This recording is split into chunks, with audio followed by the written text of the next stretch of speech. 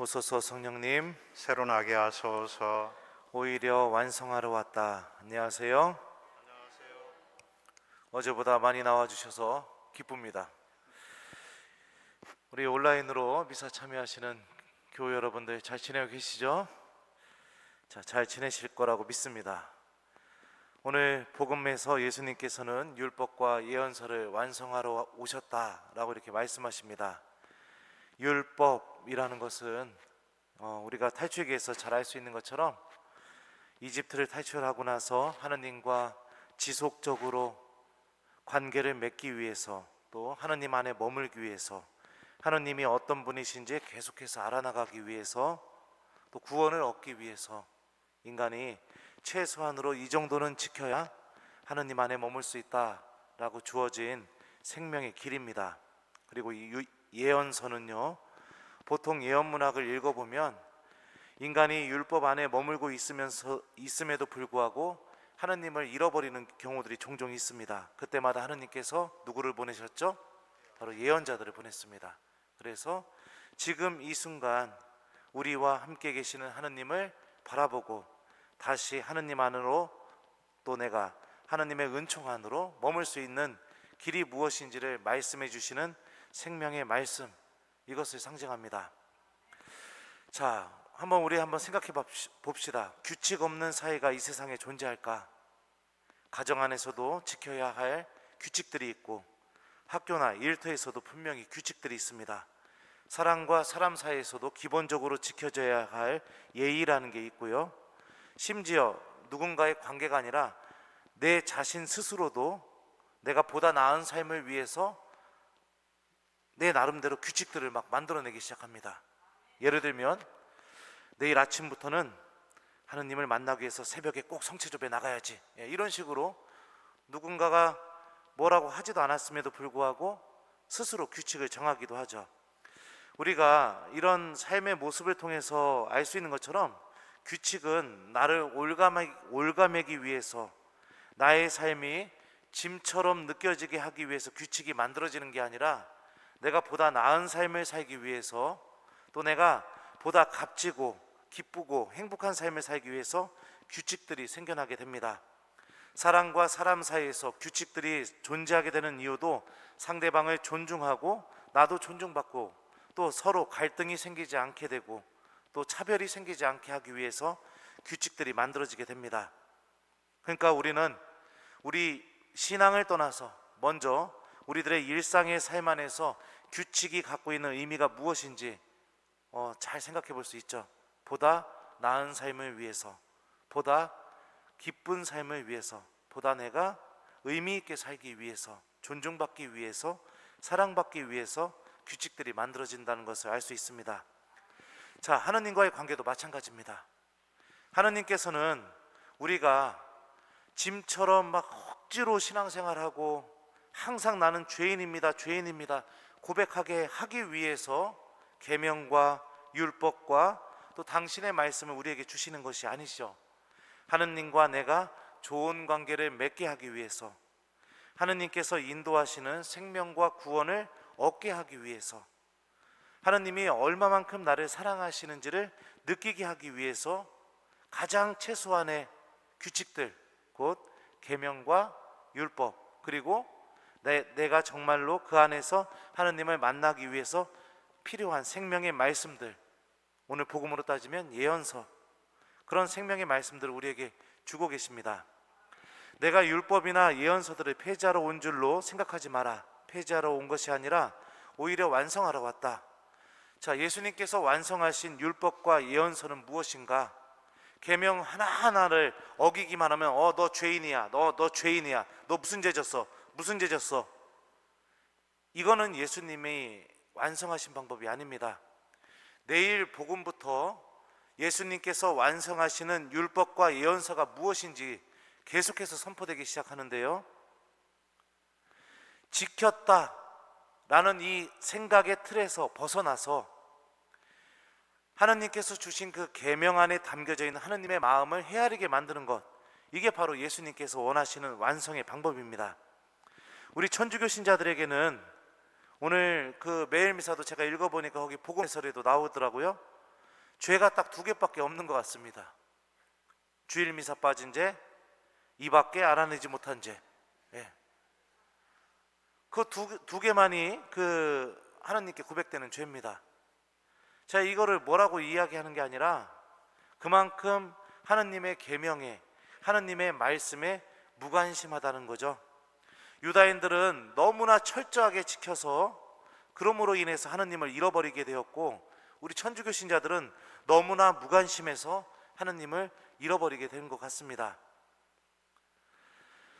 우리들은 하나님의 계명 안에서, 또 하나님의 말씀 안에서 생명을 얻는 사람이 되어야 됩니다.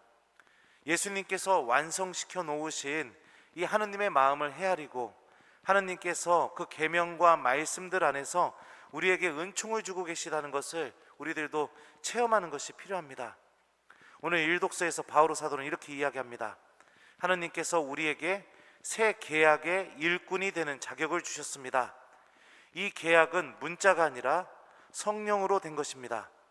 문자는 사람을 죽이고 성령은 사람을 살립니다 라고 이렇게 얘기했죠. 우리는 분명히 새 계약의 일꾼이고, 그 새 계약의 일꾼은 성령께서 인도하시는 삶을 살아가는 삶이라는 것을 우리는 일독서를 통해서 알 수 있습니다.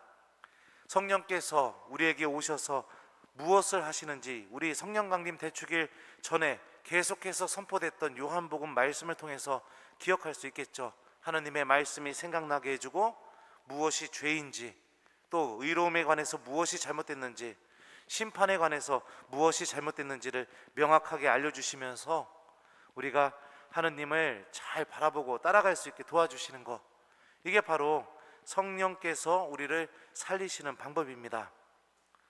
만약 지금 신앙생활이 부담스럽고 짐처럼 느껴지고 나를 계속해서 올가매는 것처럼 느껴지게 된다면 여러분들은 계명 안에서, 말씀 안에서 하나님을 만나고 있지 못하다는 뜻입니다. 주님께서는 우리를 힘들게 하기 위해서, 부담스럽게 하기 위해서, 자꾸만 죄인이 되게 하기 위해서 당신의 말씀을 주시고 당신의 계명을 주는 것이 아닙니다. 여러분들 계명 안에 머물게 될 때 하나님께서 주시는 은총이 얼마나 충만한지를 체험해 봤으면 좋겠습니다. 예전에 제가 신학교 입학하게 되었을 때, 입학하고 나서 그 다음날 바로 실망을 했습니다. 지켜야 할 규칙들이 너무나 많았기 때문에 그렇습니다. 새벽부터 기도해야 되고, 또 저녁 기도 마치고 나면은 잠자기 전까지 절대 말해서는 안 되고, 또 여러 가지 규칙들이 굉장히 많았습니다. 그래서 이곳에서 어떻게 살 수 있을까? 처음에는 그런 생각이 들었는데, 그 계명, 그 규칙들이 점점 몸에 익게 되고, 그러다 보니까 이 규칙은 나를 올가매기 위해서, 못 살게 하기 위한 규칙이 아니라 내가 하나님을 잘 만나게 하기 위해서 도와주는 안내자구나 라는 것을 이렇게 점점 알아나가게 되었죠. 그리고 규칙을 잘 지킬수록 내가 더 하나님의 은총을 많이 받게 되고, 또 하나님 안에 머물게 되는 것을 체험하게 되었습니다. 여러분들에게 있어서 하나님의 계명은 어떤 계명이 여러분들 가슴속에 남아 있습니까? 오늘 매일 미사 그 복음에서 쓰셨던 그분의 말씀처럼 주일 미사를 지키는 것, 그거 하나만이 여러분에게 유일한 계명인가요? 한번 생각해 봤으면 좋겠습니다. 하나님을 내가 흠숭하고 하나님의 이름을 헛되이 부르지 않고 주일을 거룩하게 지내고 부모님께 효도하고 누군가를 살인하지 않고, 살인한다는 것은 물리적으로 죽이는 것만 의미하는 게 아니죠. 간음하지 않고 도둑질하지 않고 내가 진실한 사람이 되고, 또 다른 사람의 가정 안에서 갖고 있는 것을 탐내지 않고, 그러면서 하나님께서 매일 미사 때마다 선포하시는 그 말씀을 가슴에 담고 살아가는 것, 예수님은 바로 이 모든 것 안에서 당신의 율법과 예언서를 완성하고 계십니다. 내 마음 안에 담겨진 하나님을 만나는 길, 하나님의 은총을 얻는 길, 내 안에 존재하는 계명은 무엇입니까? 무관심, 아니면 너무나 철저하게 지켜서 내가 그 지키는 계명들로 다른 사람들을 비난하고 어떻게 저런 사람이 천주교 신자야 라고 내뱉고, 만약에 그렇게 살아가고 있다면 하느님은 그 마음 안에 계실 수가 없습니다. 주님께서 여러분들 안에서도 당신의 말씀을 완성시키시고 율법 안에 담겨져 있는 은총을 완성시킬 수 있도록, 내가 계명과 말씀 안에 머물수록 하느님께서 나를 치유하시고 용서해 주시고 나를 구원으로 반드시 이끄신다라는 것을 내 영혼이 체험할 수 있도록 우리가 주님께서 주시는 계명들과 말씀들에 좀 더 관심을 갖고 소중하게 한번 여겨봤으면 좋겠습니다. 자, 오늘 하루는요, 여러분들 십계명 한번 좀 천천히 묵상해보는 하루가 되었으면 좋겠습니다. 십계명 중에 어떤 계명이 가장 무거운 계명일까요? 어떤 계명을 저지르게 되면은 가장 큰 죄를 지은 게 될까요? 1계명. 자, 1번 하느님을 흠숭하여라. 나는 이 계명을 어기면은 가장 큰 죄를 지은 것 같다. 손. 자, 좋습니다. 자, 그러면은 또 주일 미사를 빠지면은 나는 가장 큰 죄를 지은 것 같다. 뭐 없군요. 그러면 살인해서는 안 된다. 사람 죽이면 나는 가장 큰 죄를 지은 것 같다. 아, 그렇군요. 십계명의 모든 계명들은 무게가 다 똑같습니다. 여러분들 주일 미사 빠지는 거나 사람 죽이는 거나 거짓말하는 거나 하느님을 믿지 않는 거나 다 똑같습니다. 어느 것 하나 가벼운 게 없습니다. 모두가 다 우리가 굉장히 소중하게 여겨야 될 것들이죠. 그래서 십계명 한번 천천히 묵상하시면서 여러분들 그렇게 기도했으면 좋겠습니다. 주님, 저도 이 계명 안에서 당신을 만날 수 있도록 도와주십시오.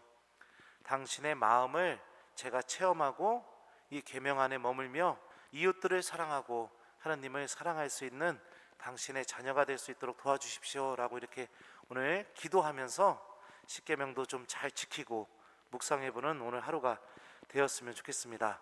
주님께서 그 계명 안에 담겨져 있는 은총과 또 당신의 구원의 계획을 여러분 안에서 완성시켜 주실 것입니다. 오히려 완성하러 왔다. 아멘.